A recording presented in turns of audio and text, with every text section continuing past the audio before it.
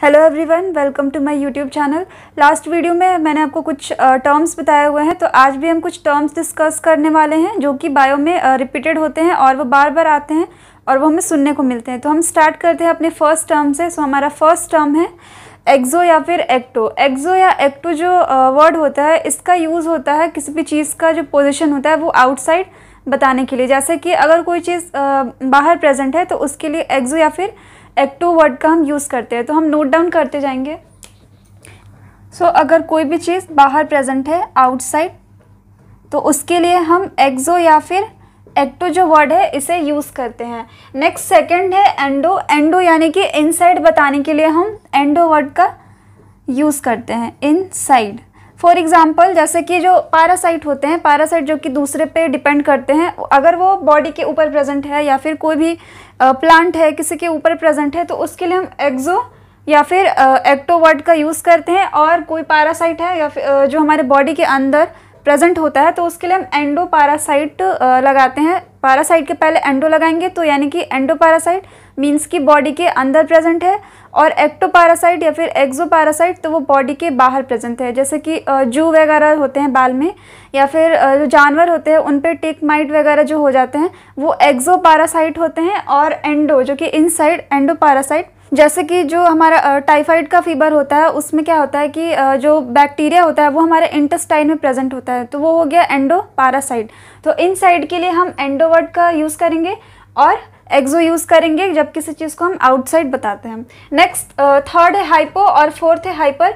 इन दोनों को हम साथ में समझते हैं। हाइपो, अगर कोई चीज़ का पोजीशन हमें नीचे बताना होता है या फिर कहेंगे किसी चीज़ का अमाउंट जो है वो लो बताना है, तो हम हाइपो वर्ड का यूज़ करते हैं। और हाइपर, जब अपर पोजीशन देना हो या फिर कोई चीज़ एक्सेस अमाउंट में लिया गया है, तो उसके लिए हम हाइपर जो वर्ड होता है इसे यूज़ करते हैं। तो हम लिखेंगे हाइपो के लिए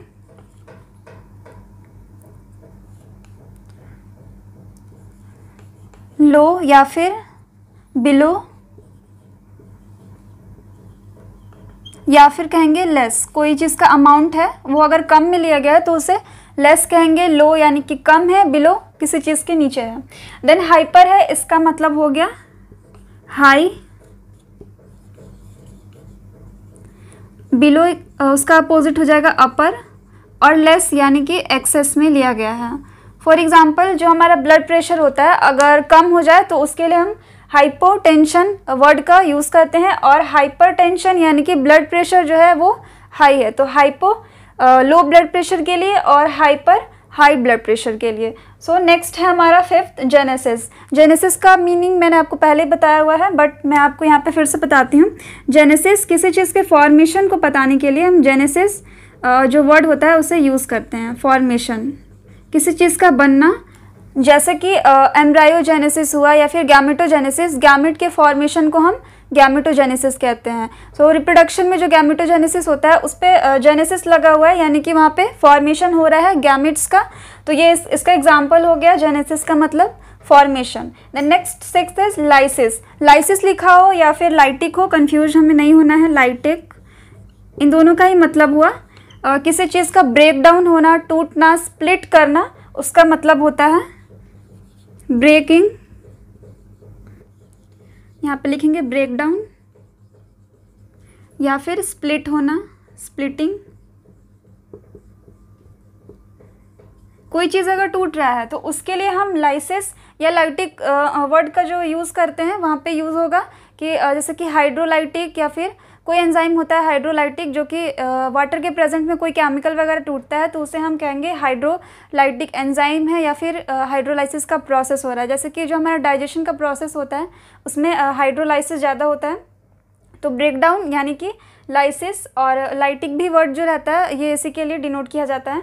सो स्प्लिटिंग भी अगर हम ले तो जैसे कि जो फोटोसिंथेसिस का प्रोसेस होता है उसमें लाइट के प्रेजेंस में वाटर का जो मॉलिक्यूल होता है वो ब्रेक होता है, तो वहाँ पे फोटोलाइटिक प्रोसेस चलता है, तो स्प्लिटिंग इसके लिए हम लाइसिस या फिर लाइटिक वर्ड का यूज़ करेंगे। नेक्स्ट 7th है ट्रॉमा। ट्रॉमा यानी कि अगर आपके टिश्यू को कोई भी इंजरी होती है, यानी कि जो हमारा लिविंग टिश्यू है, कोई एक्सीडेंट हो गया, चोट लग गया या फिर कोई घाव है, उस केस में ट्रॉमा वर्ड का यूज़ किया जाता है। जैसे हॉस्पिटल वगैरह जहाँ पे होते हैं वहाँ पे ट्रॉमा सेंटर बनाए जाते हैं। जो भी एक्सीडेंटल जो केसेस आते हैं वो ट्रॉमा सेंटर में जाते हैं वहाँ पे इसका ट्रीटमेंट करने के लिए। सो ट्रॉमा, कोई भी वाउंड हुआ, इंजरी, इसके लिए ट्रॉमा वर्ड का यूज़ किया जाता है। नेक्स्ट हम देखेंगे जो ये बैक्टीरिया के रिस्पेक्ट में मैं आपको बताऊंगी कि यहाँ पे बैसिलस, विब्रियम, स्पाइरोलम और कोकस, ये बैक्टीरिया का जो शेप होता है उसके बेसिस पे कैसे कैसे इसकी नेमिंग की जाती है। तो फर्स्ट है हमारा बैसिलस। बैसिलस, कोई बैक्टीरिया अगर रॉड शेप का है तो उसके लिए बैसिलस जो वर्ड होता है उसका यूज़ करते हैं, रॉड शेप। और नेक्स्ट है 9th विब्रियम। विब्रियम जहाँ पे भी होगा वहाँ पे हम जो बैक्टीरिया का शेप आता है वो होता है कॉमा शेप।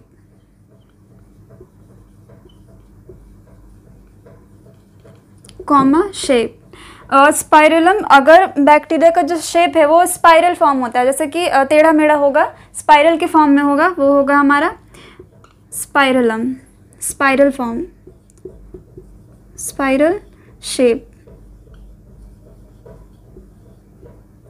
देन नेक्स्ट है 11th इज कोकस। कोई बैक्टीरिया का जो शेप है अगर वो राउंड हो या फिर स्फेरिकल हो तो उसे उसके लिए हम वर्ड जो यूज़ करते हैं वो होता है कोकस। तो कोकस का मीन्स राउंड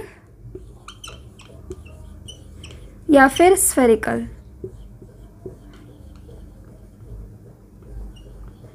सो अगर कहीं पे भी कोकस वर्ड हो बैक्टीरिया के नाम के आगे तो हम समझेंगे कि जो बैक्टीरिया का शेप है वो राउंड है या स्फेरिकल है। तो जो कोकस होता है इसमें भी दो इम्पॉर्टेंट जो शेप आते हैं वो मैं आपको बताती हूँ कोकस में।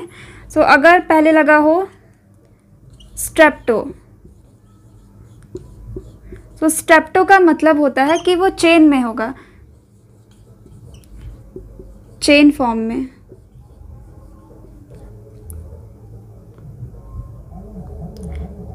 चेन फॉर्म जो स्ट्रेप्टो वर्ड लगा रहेगा या फिर लिखा रहेगा स्ट्रेप्टोकोकस, मीन्स कि ये तो पहले राउंड होगा और साथ में ये चेन के फॉर्म में होगा। जैसे कि ये राउंड है, ये एक के बाद एक ऐसे अटैच होंगे तो ये चेन फॉर्म हो गया इसका। और इसका जो सेकंड होता है वो होता है स्टेफाइलो। सो ये 1 हो गया और ये नेक्स्ट 2 इज स्टेफाइलो, स्टेफाइलो। इसमें क्या होता है कि ये बंच में होता है, ये राउंड शेप का होगा और वो बंच होगा। जैसे कि जो ग्रेप का पूरा बंच आता है, जो अंगूर का एक पूरा बंच होता है, उसमें ये राउंड इस टाइप से होगा प्रेजेंट, ये सारा ऐसे अटैच होगा